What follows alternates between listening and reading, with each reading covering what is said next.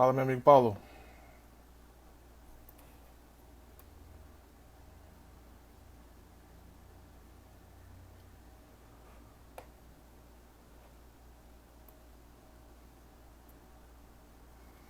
Vamos falar sobre decisão parcial de mérito hoje.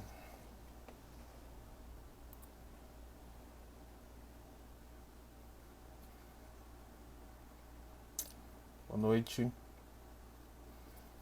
Estão me ouvindo bem aí?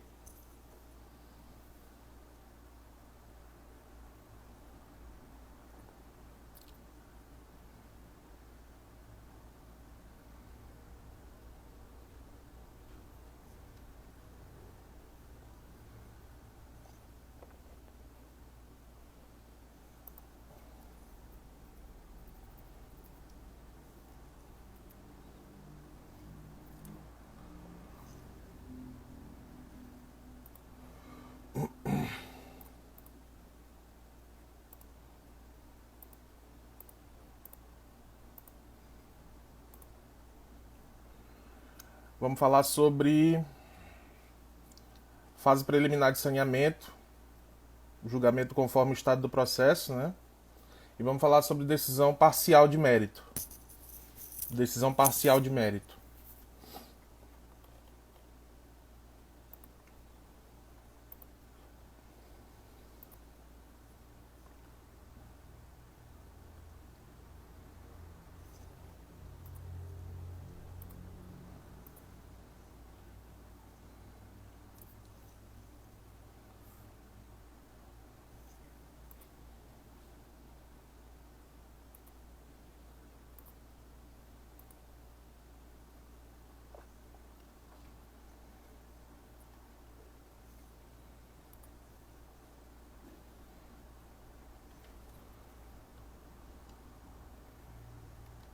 Oi, Jaqueline.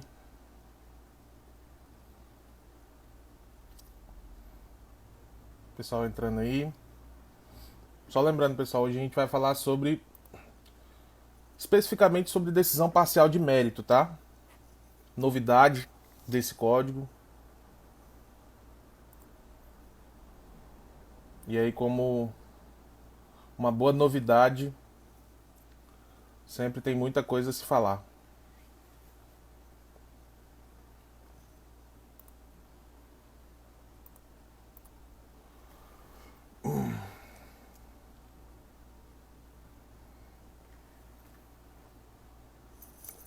Vamos recapitular então. Nós paramos exatamente nas respostas do réu. Professor Henrique Mouta, grande amigo.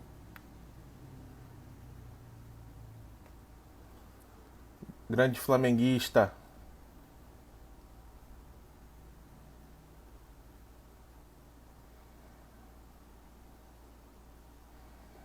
Será que conseguiremos fazer o nosso encontro da ANEP aqui no final do ano?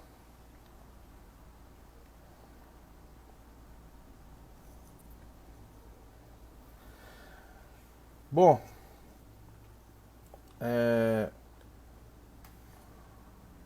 que a gente vai falar hoje é justamente sobre a fase preliminar, as providências preliminares de saneamento, tá? Então vamos fazer uma recapitulação. Tudo começou em petição inicial. Quando nós começamos a falar sobre procedimento comum, falei sobre petição inicial, falamos sobre os requisitos da petição inicial, falamos sobre fundamentação da petição inicial, pedidos, as regras do pedido, falamos sobre as possibilidades, né, que o juiz pode ter quando ele recebe a petição inicial. Então ele pode determinar a emenda, ele pode indeferir a petição inicial, ele pode julgar liminarmente improcedente o pedido e ele pode determinar a citação. Avançando ainda no nosso cronograma, falamos sobre citação, né? Ainda em aulas presenciais, falamos sobre citação, então as modalidades de citação, as formas, né? Até pararmos ali na citação eletrônica, que é novidade também do novo código. Passada essa parte, falamos então sobre audiência de conciliação e mediação. Aí já modalidade online, né? Falamos sobre as regras da audiência de conciliação e mediação, falamos sobre os casos em que não vai ocorrer essa audiência, que é um ponto interessante nessa discussão, né, sobretudo pelo prazo da resposta do réu, né, que começa a contar, por exemplo, se o réu se manifesta expressamente no processo, dizendo que não tem interesse na realização da audiência, em tese o prazo dele já iniciaria naquele momento do protocolo. E aí tem outras regras de prazo, 20 dias para o réu, 30 dias para o autor, né, e o réu tem até 10 dias antes da audiência para protocolar esse pedido de não realização, desde que o autor também o tenha feito quando da petição inicial. Passada essa parte, então, falamos sobre as respostas do réu, falamos sobre contestação, falamos sobre reconvenção e, prosseguindo, falamos sobre revelia, tá? Foi o nosso último tema, foi onde nós paramos, foi exatamente em revelia, né? Que é a ausência jurídica de uma contestação no processo. Lembrando que nós estamos falando de procedimento comum, tá? Então aqui é justiça comum, ok? Beleza? Passada essa parte, pessoal, nós chegamos a um ponto do processo, nesse passo a passo processual, nesse caminhar processual, nós chegamos a um ponto do que nós chamamos de providências preliminares de saneamento. Então, já recapitulei tudo o que nós falamos até aqui, chegamos ao ponto então de providências preliminares de saneamento.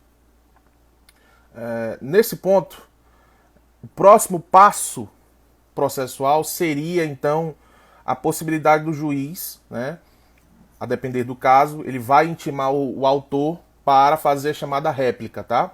Que é uma impugnação específica ao que for mencionado aí na contestação. Então, nós vimos na aula passada que a grande resposta do réu é a contestação. Então, ela é uma super contestação com esse novo CPC. É uma super contestação.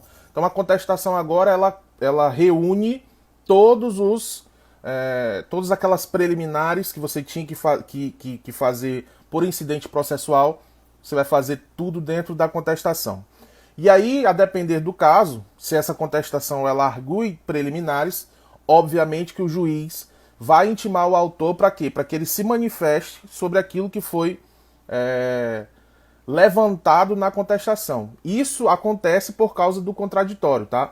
Então, passada essa parte de contestação, próximo passo processual correto é a intimação do autor para, querendo, logicamente, apresentar a réplica. Lembrando, e aí a primeira premissa da aula, a réplica ela é uma petição facultativa, tá? Então, a ausência de réplica não vai ocasionar nenhuma consequência jurídica para o autor.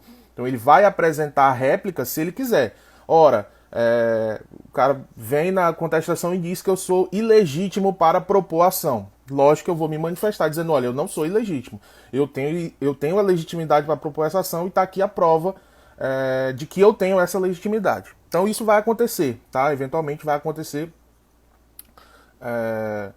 nesse sentido. Mas lembrando que essa réplica ela não é obrigatória, certo?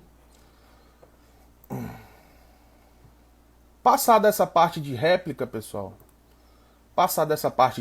então, imagine o seguinte, o juiz intima o autor para querendo se manifestar sobre aquilo que foi alegado na contestação. Se houver matéria preliminar, obrigatoriamente o juiz vai intimar o autor. Se não houver matéria preliminar, é prática que o juiz também intime o autor. Por quê? Porque pelo sentido do contraditório material, o autor sempre vai poder se manifestar, as partes sempre vão poder se manifestar sobre algo que o autor ou a outra parte colocou no processo. Então, o contraditório ele existe em todo momento processual. Passada essa parte de réplica, então, a próxima fase processual seria o início, então, que nós chamamos de providências preliminares de saneamento, tá? Que é o início em que o juiz vai começar a organizar a casinha. Então ele vai começar a organizar aquele processo para que esse processo comece a ficar organizado, pronto para a próxima fase, que seria a fase instrutória, né? E aí no saneamento, qual é o lance do saneamento? ele é uma fase que você vai produzir essa prova, tá?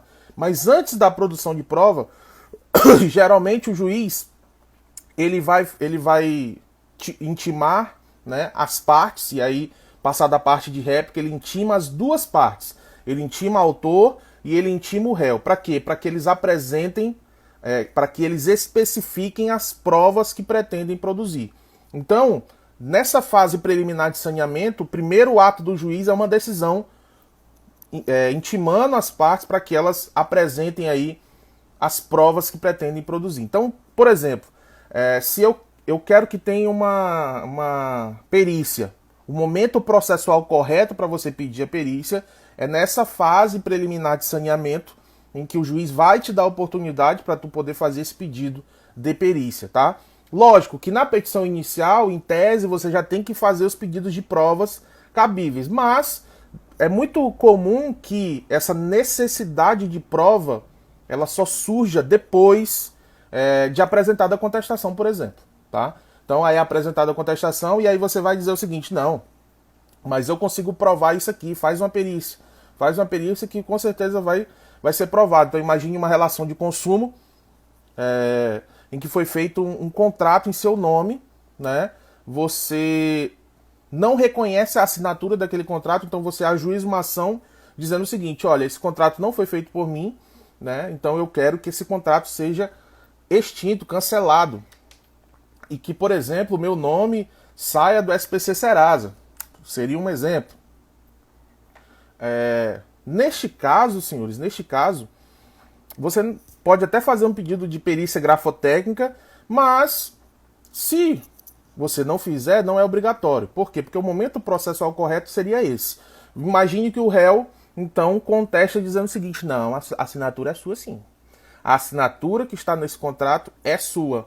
Aí é o momento em que, quando o juiz te intima para especificar provas, você já vai dizer o seguinte, olha, seu juiz, já que o ponto controvertido é a assinatura, a autenticidade da assinatura, então estou requerendo aqui a realização de uma perícia grafotécnica, no sentido de que eu vou comprovar que aquela assinatura não é minha. Então, são dois os momentos de pedir prova. Em regra, você tem que pedir prova na inicial, mas o próprio sistema permite que você faça um pedido genérico de provas. Então, é muito comum, protesta provar todo o alegado em todos os meios em direito admitidos.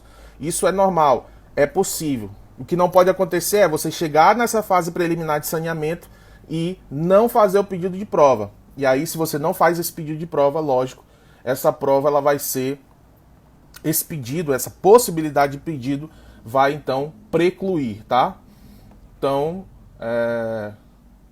dito isto, a gente passa para a próxima fase, próxima parte aqui, né? Que é justamente a parte de julgamento conforme o estado do processo. Passado esses pedidos de provas, né, em que o juiz intima as partes para especificarem provas, 4 serão as possibilidades, né, 4 situações possíveis podem ocorrer nesse processo.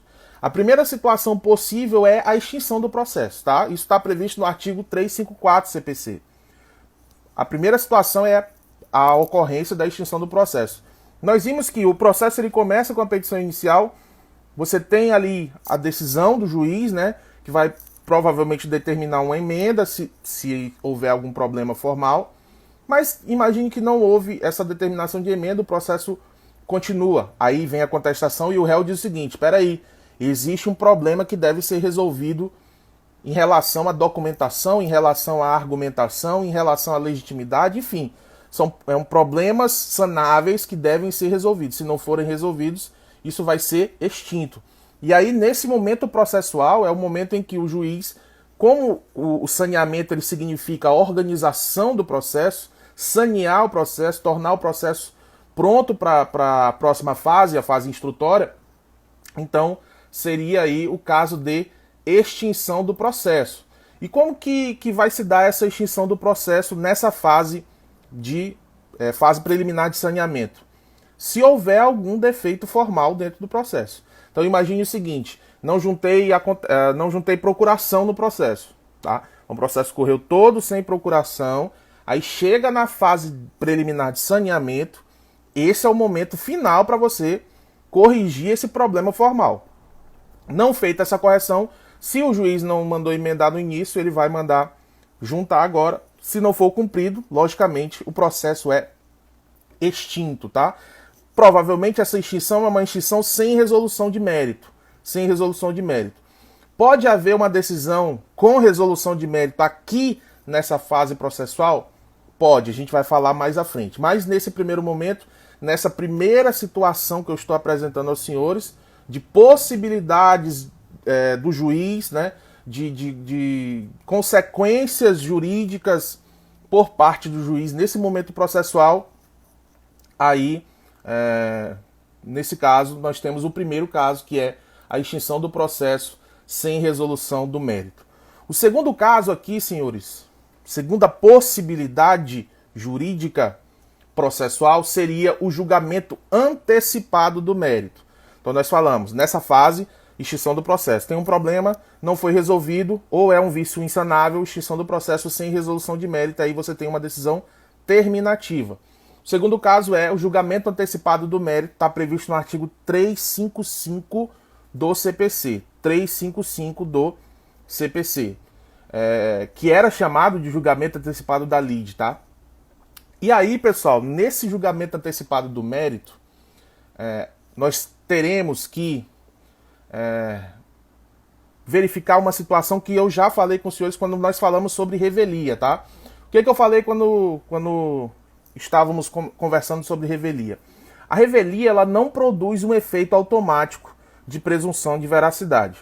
Não, naquela época nós falamos o seguinte, olha, revelia, muita gente associa o termo revelia a presunção de veracidade, ou seja, vai ser levado como verdadeiro tudo aquilo que foi alegado pelo autor na inicial. Esse efeito ele não é automático. Esse efeito é um efeito que o juiz vai ter que aplicar, tá? E aí no nosso exemplo prático era o seguinte, se eu apresento uma petição inicial com documentação, ou seja, uma probabilidade do direito, uma verossimilhança das alegações, e o réu não contesta, nós temos uma revelia. E aí o juiz vai fazer essa análise da revelia, tá? Ele não simplesmente, a revelia não é automática, o juiz tem que decretar a revelia e ele também tem que incidir o efeito da revelia. Na análise da revelia ele pode analisar o seguinte, olha, o Marcos fez a petição inicial, essa petição inicial tem documentos, tem verossimilhança, tem probabilidade do direito e o réu não contestou, em que pese legalmente, né, licitamente citado e intimado para fazê-lo. Como isso não aconteceu, então eu vou declarar o efeito da presunção de veracidade da revelia, né, 355, inciso 2 do CPC. Declarado essa presunção de veracidade da revelia, declarada a presunção de veracidade da revelia, aí o juiz julga o processo já nessa parte de julgamento conforme o estado do processo. Ora, se eu tenho uma petição inicial com documentos plausíveis, verossimilhança das alegações, ou seja, parece que aquilo que está sendo alegado é verdade, eu tenho probabilidade do direito e o réu não contestou, significa que o réu, essa atitude do réu vai ser punida com a revelia, e aí o efeito mais grave da revelia é justamente esse, de você declarar a presunção de veracidade. Ou seja, o juiz vai dizer, considero verdadeiro aquilo que está escrito na petição inicial. Quando ele faz isso, ele julga antecipadamente o mérito, ou seja, ele já dá a sentença naquele momento. Ele não vai passar para a próxima fase, não vai ter audiência de instrução e julgamento, não vai ter mais produções de prova. Por quê? Porque diante daquilo que foi colocado na petição inicial, né, da verossimilhança das alegações, probabilidade do direito, prova documental julgada de forma pretérita, aí o juiz pode, então, decretar a presunção de veracidade e julgar antecipadamente o mérito, tá? E aí ele julga o mérito, ele dá uma sentença em que o autor provavelmente é o vencedor. A segunda possibilidade de julgamento antecipado do mérito está prevista no 355, inciso 1. Tá? Eu inverti a ordem para falar sobre presunção de veracidade primeiro, mas o 355, inciso 1, ele traz a possibilidade da decisão antecipada do mérito, tá? Naqueles casos em que não haja mais a necessidade de instrução probatória. Então, como que seria isso? Não existe mais necessidade de instrução probatória. É um caso, pessoal, em que você vai pular tudo que viria pela frente. A fase de provas, que está dentro do saneamento, fase de provas. A fase instrutória, que seria a audiência de instrução e julgamento, tá? Em que você vai colher, por exemplo, você vai colher o depoimento do autor e réu, você vai ouvir testemunhas, tá? Mas existem situações dentro do direito em que, no momento inicial, quando você protocola a petição inicial, você já apresenta todas as provas possíveis e existentes. Então imagine que a sua situação não é uma situação em que você vai ter testemunha. Você não vai ter prova testemunhal no seu processo. É só prova documental. Ou imagine o seguinte, nós vamos estudar isso mais à frente. Essa prova foi produzida de forma antecipada, né? Produção antecipada de prova, lá do artigo 381 do CPC. Se essa prova já foi produzida, não tem por que produzir ela novamente. Se está tudo ok, o processo vai ser julgado naquele momento, sem necessidade de produção de prova, sem necessidade de audiência de instrução e sem necessidade de alegações finais. Tudo já foi produzido. Então o autor já trouxe toda a prova pré-constituída. É quase um mandado de segurança, né? Quase um mandado de segurança. Toda a prova pré-constituída. O réu já apresentou uma contestação com toda a defesa documental necessária. E aí o juiz faz essa análise. Ele faz a análise entendendo o seguinte, olha, não existe razão para que você avance mais do que nós já estamos, né? Não preciso produzir mais nenhuma prova. Não tem testemunhas. Então, quando eu intimei ele para produzir provas, então, olha como a ordem é lógica, pessoal. Olha como a ordem é lógica das coisas. O juiz intima as partes para apresentar as provas que pretendem produzir. Ambas as partes dizem o seguinte, nós não temos prova nenhuma para produzir e não temos testemunha também, porque você pode apresentar nesse pedido, você pode fazer uma petição dizendo o seguinte, não tenho provas formais a produzir, a minha prova é apenas testemunhal, então eu quero que você marque uma audiência de instrução e julgamento. Se as partes dizem, olha, nós não temos mais provas a produzir, nós não temos testemunhas, tá? E aí as próprias partes vão poder requerer o julgamento antecipado do mérito, mas isso não é vinculado ao juiz, o juiz vai poder julgar o mérito antecipadamente, mesmo sem pedido expresso das partes, se ele entender que, naquele caso concreto, não há necessidade de produzir nenhuma prova. Já está tudo produzido, então por que atrasar ainda mais o processo? Nós vamos ver, senhores, que dentro do processo civil, por que o processo demora muito? A parte que mais demora do processo é a parte de saneamento. É a parte de produção de prova, de organização e produção de prova. Essa é a parte que mais demora. Então, se você consegue pular essa parte, você tem mais da metade do tempo que demoraria um processo, você consegue, então, fazer isso. Pular. Então, você tem um processo que demoraria, por exemplo, 2 anos, vai demorar 9 meses. Seria mais ou menos isso. Pode ser feito um negócio jurídico. Ele perguntou aqui, ó. Negócio jurídico feito entre as partes. Pode. Eu posso fazer um negócio jurídico pulando toda a fase de saneamento. Tá? Um negócio jurídico, eu posso mudar o procedimento desde que seja um direito disponível, e nesse caso é um direito disponível, eu posso fazer um negócio jurídico e pular todo aquele procedimento que teria à frente. É lógico, eu vou ter que arcar com as consequências. Se eu tinha uma prova a produzir e eu estou abrindo mão dela por meio de um negócio jurídico processual, não vejo problema nenhum. Certo? E aí próxima possibilidade de julgamento conforme o estado do processo. Essa aqui a gente vai demorar um pouco mais de tempo, tá? Nosso encontro hoje é só para falar sobre,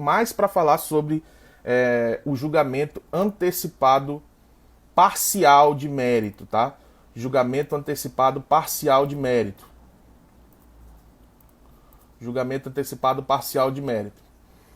Está previsto no artigo 356 do CPC. 356 do CPC. Então vamos lá. Vou começar contextualizando vocês. E lembrando, tá? Essa aula vai ficar depois disponível no YouTube, eu vou colocar no Google Classroom também para a turma, enfim, né, não vai ter prejuízo nenhum. No código passado, o juiz ele só podia julgar os pedidos na sentença. Então, na sentença, ele julgava os pedidos. Então, com certeza vocês já devem ter ouvido falar alguém reclamando de que o divórcio, por exemplo, vamos usar o divórcio.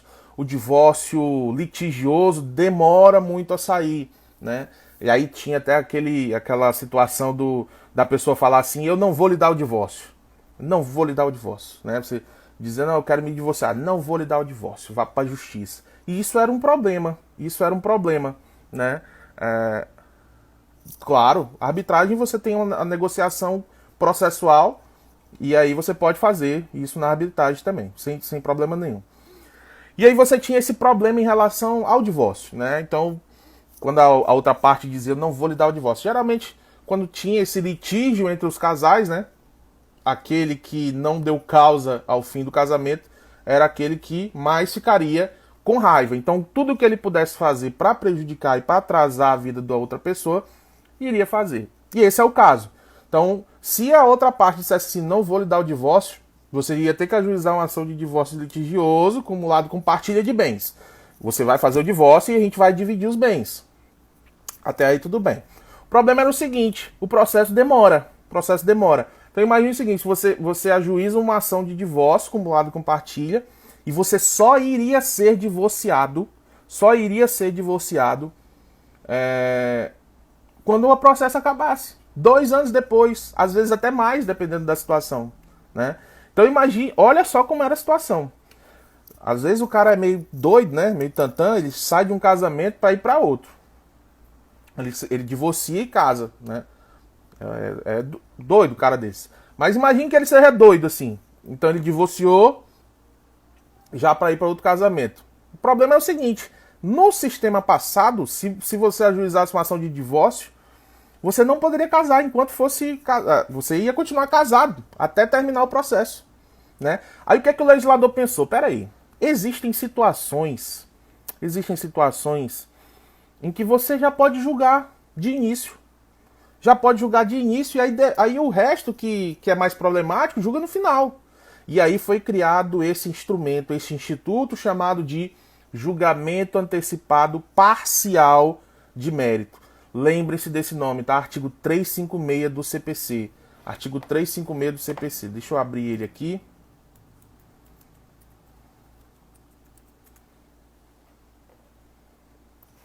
Ó, vamos ver o que diz o 356.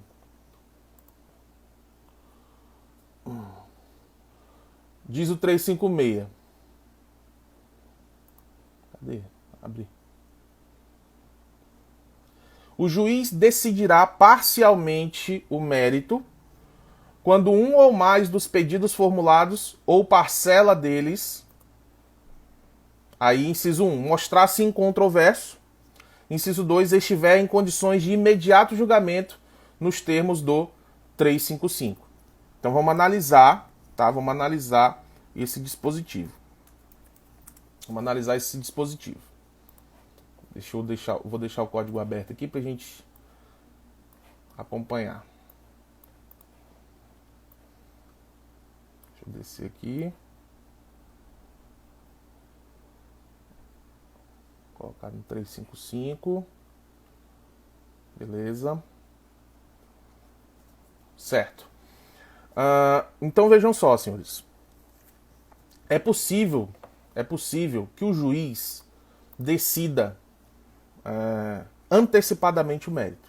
Então ele pode decidir uma questão de fato primeiro e deixar para decidir o resto depois. Eu vou dar alguns exemplos para vocês. Vamos começar pelo divórcio. Por quê? Porque o divórcio provocou a criação desse instituto do julgamento antecipado parcial. Porque tinha essa reclamação nacional de que os processos de divórcio mantinham o cara casado contra a vontade dele, mantinha a mulher casada contra a vontade dela e só declarava o divórcio, só era declarado divorciado depois de transitado julgado a sentença lá do processo de divórcio, né?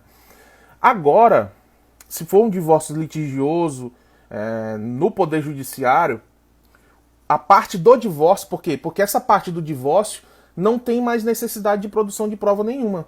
Se o autor quer o divórcio, né? Se o autor quer o divórcio, já foi feita a audiência de conciliação e mediação, provavelmente a audiência de mediação, para ver se tem condições de voltar, se tem condições de recuperar o casamento. Já foi feito tudo isso já. Não tem possibilidade de voltar. Não tem possibilidade de voltar ao casamento. Já sabe que não vai. O que é que o juiz vai fazer? Olha, eu vou libertar esse cara, ou essa mulher. Eu vou tirar a algema dela. De início, de imediato. Vou salvar a vida. E aí vai, e na decisão, nessa fase de julgamento conforme o estado do processo, ele já dá uma decisão de mérito, dizendo o seguinte: declaro os réus, o autor e réu, divorciados. A partir de hoje vocês estão divorciados. Em relação à partilha, que aí é briga por casa, por bens, aí beleza, o processo continua. Mas um dos principais motivos é o divórcio, e o divórcio pode ser declarado agora. Então eu vou libertar essa pessoa agora. Julgamento antecipado parcial de mérito.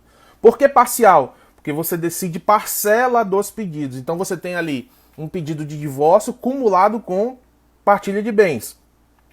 Então são dois pedidos: divórcio e partilha. Aí eu pego o divórcio e julgo. Eu julgo parcialmente, tá? Eu pego a partilha e vou julgar depois. Aí sim, vai ter a fase de saneamento, vai ter a instrução e depois vai ter a sentença, tá? Mas é possível que o juiz faça isso. Mas não é só o caso do divórcio não, tá? Não é só o caso do divórcio não. Existem várias formas de acontecer esse julgamento antecipado parcial de mérito. Primeira coisa que eu tenho para falar para vocês é que o cabimento, né? O cabimento desse julgamento, ele cabe para apenas um pedido. Imagine que a tua petição inicial ela só tem um pedido. E ele cabe para 2 ou mais pedidos, logicamente. Então, dentro desse cabimento, você consegue visualizar uma situação em que você tem 2 ou mais pedidos e um deles já está pronto para julgamento, um deles não tem necessidade de produzir outra prova, tá? Ou ele é incontroverso, tá? A gente vai já analisar, nós vamos analisar todas essas situações para então chegarmos ao X da questão. Vamos imaginar, primeiramente, eu vou começar pelo mais fácil, tá? Vou começar pelo mais fácil e aí a gente vai avançando. O mais fácil é o seguinte: olha, eu estou pedindo dano moral e dano material. Dano moral e dano material. Por um determinado ato ilícito. Dano moral e dano material. Dentro do processo ali, o que acontece? Eu faço esse pedido, aí vem o réu e diz assim: ok, eu até devo dano material. Beleza, eu devo dano material. Mas o dano moral não. Vamos imaginar uma batida, um acidente de trânsito. Acidente de trânsito, o STJ já julgou algumas vezes que não cabe dano moral. Tá? Não cabe dano moral em acidente de trânsito. O que vai caber é dano material, dano estético, lucros cessantes, enfim, mas dano moral não. Mas imagine que você pediu, nesse pedido de acidente de trânsito lá, a reparação por danos materiais e a reparação por danos morais. Aí, o réu vem e diz assim: não, dano moral não. Dano material, ok. Beleza, eu até devo. Dano moral, não. O que isso significa, senhores? Significa que aquele pedido de dano material se tornou um pedido incontroverso. Por que um pedido incontroverso? Porque contra ele não tem nenhuma controvérsia. Autor concorda com dano material, porque ele está pedindo dano material. Réu concorda com dano material. Ele só não concorda com o dano moral. Como é incontrovérsia, é isso que diz o inciso 1, 356, inciso 1, ó, 356 caput, o juiz decidirá parcialmente o mérito, quando um ou mais dos pedidos formulados ou parcela deles, inciso 1, mostrar-se incontroverso. É incontroverso. Ou seja, nem autor e nem réu controvertem sobre isso.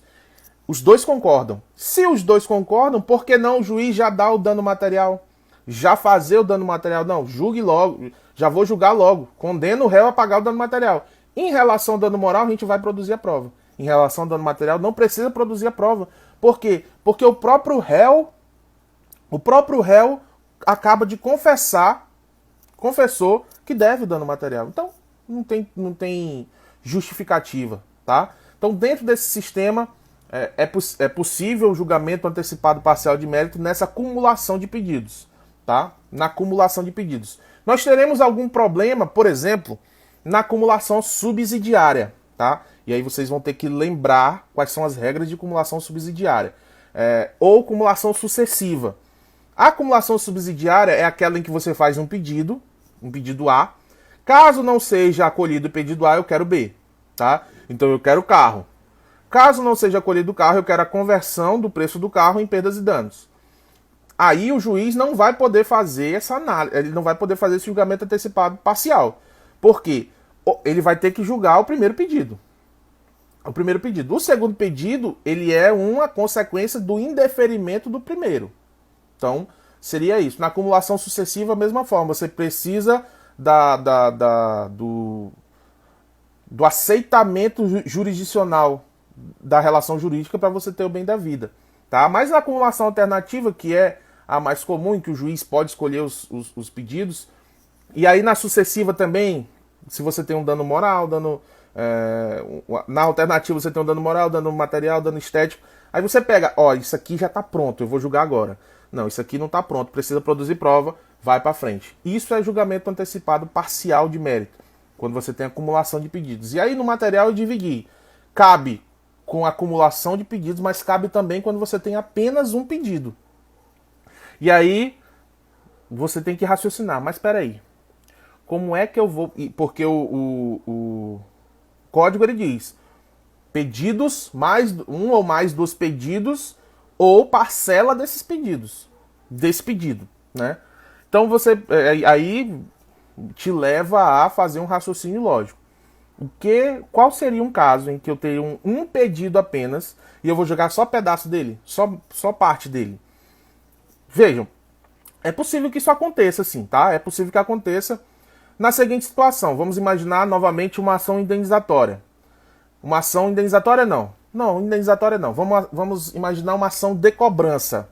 Então eu estou cobrando uma dívida de alguém. Ação de cobrança, procedimento comum, beleza. Estou cobrando uma dívida de alguém.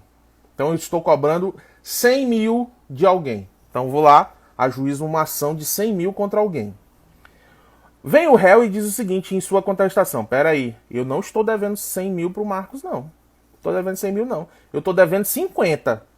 Eu estou devendo 50. 100 não. 100 não. E aí?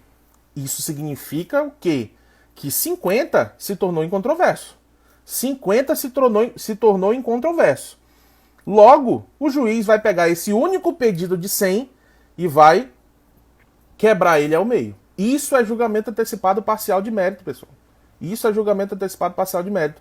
Ele pega esse único pedido, autor diz uma coisa, réu diz outra, mas concorda com um pedaço do que o autor falou. Estou cobrando 100 mil, vem o réu e diz, não é 100 não, é 50. É 50. Só que aí é o seguinte, se o réu diz que é 50, significa que ele concorda. Logo, em relação a 50 mil, aquele pedido é incontroverso, não tem mais discussão. O que o juiz vai fazer? Ele vai pegar esse único pedido e vai cortar em dois. 50 mil eu vou julgar agora, condeno o réu a pagar 50 mil. Os outros 50 mil, aí a gente vai discutir lá, vai passar pela fase de saneamento, vai passar pela produção de prova, vai passar pela fase instrutória, alegações finais, e aí a gente vai ter a sentença. Certo? Então, seria mais ou menos isso aí em relação ao julgamento antecipado parcial de mérito do inciso 1 e do inciso 2. Aí, pessoal, o que acontece, né? O que vai acontecer se o juiz declarar esse julgamento antecipado de mérito? O processo ele continua em relação à outra parte, né? A outra parte do pedido ou em relação ao outro pedido. Então o processo vai continuar. Só que ele vai ter uma decisão em relação àquele pedido que é incontroverso ou que já está pronto para imediato julgamento. E aí o processo ele se torna um processo complexo, tá? Ele se torna um processo complexo, porque você vai ter uma parte que já está definida, e você vai ter uma outra parte que ainda está tramitando. E aí é que mora o perigo desse tema, tá? É aqui que se torna um pouco difícil. Por quê? Primeiro que mesmo quem estagia na área não é acostumado a ver essa situação ocorrer na prática. Às vezes porque o próprio advogado não pede, ou às vezes porque o juiz também, não, porra, o cara tá pedindo 100, é um pedido só, aí eu vou julgar 50 aqui, é melhor jogar logo os 100 no final, né? Se as partes não ficarem pedindo, o juiz vai fazer isso. O juiz vai fazer isso. Mas imagine que o juiz aplica ali o código de forma direta, né? Ele obedece então o regramento do código. O que vai acontecer? Você vai ter, primeiro, e aí é o primeiro ponto que eu quero que vocês anotem, porque nesse caso aqui eu não coloquei no material que eu vou disponibilizar para vocês, tá? O que vai acontecer?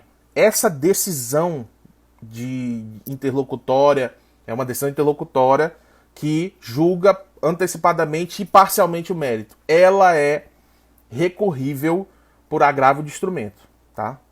O recurso cabível contra ela, mesmo sendo uma decisão de mérito, ou seja, encerrou o processo. Encerrou o processo. Depois, quando chegar na sentença, o juiz não vai poder mudar o que ele decidiu lá atrás, em relação àquele outro pedido. Então ali é uma decisão de mérito que encerra o processo. Não é sentença, não é sentença. Então por isso que pode causar alguma confusão. Mas o recurso cabível é o agravo de instrumento, tá? Agravo de instrumento está previsto no 1015 do CPC. Beleza?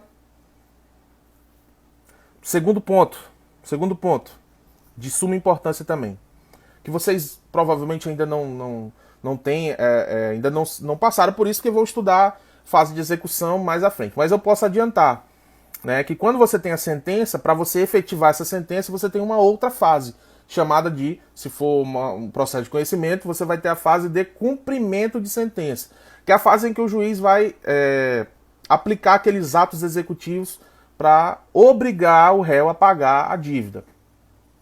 Esse cumprimento de sentença em relação àquele pedido que foi julgado parcialmente, ele vai iniciar de imediato.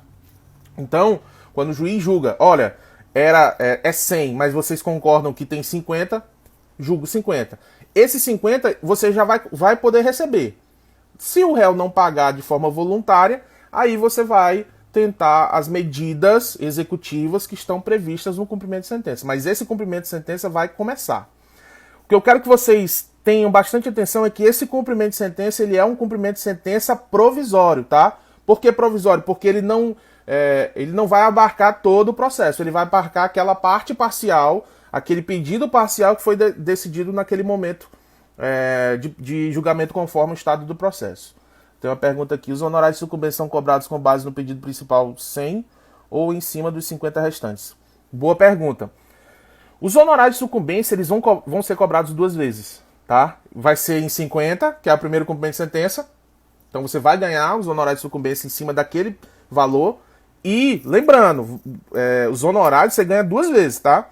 Você tem o pedido, nessa decisão parcial de mérito, o juiz vai condenar o réu a pagar honorários em cima de 50 mil. Se ele defere 50 mil, se ele condena o réu a pagar 50 mil, ele vai julgar, ele vai arbitrar honorários em cima de 50 mil. Certo?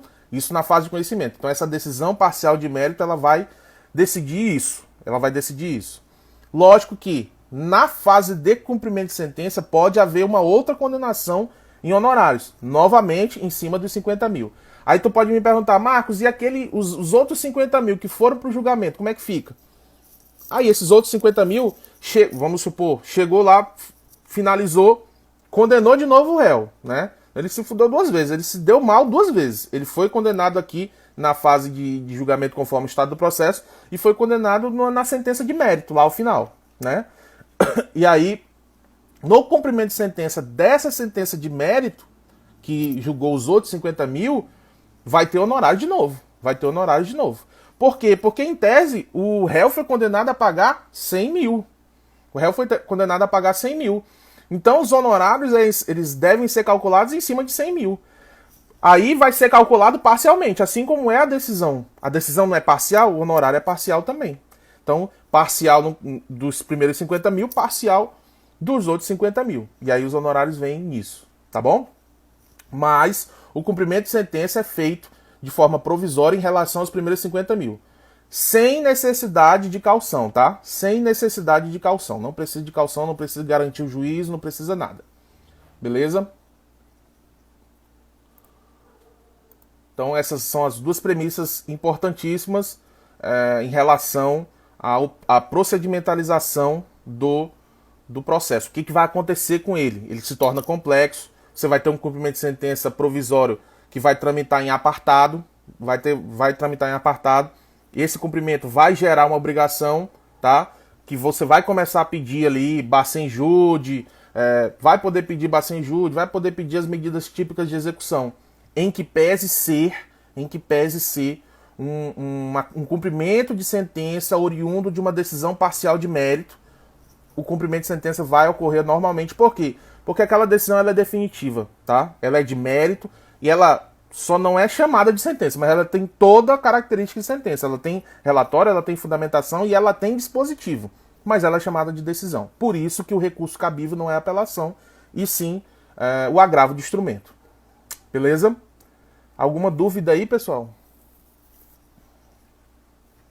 A gente já está chegando na parte final aí da nossa conversa.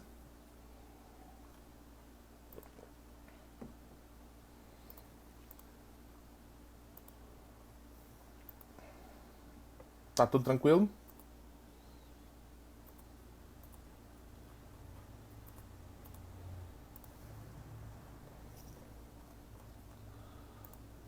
Bom, passada essa parte,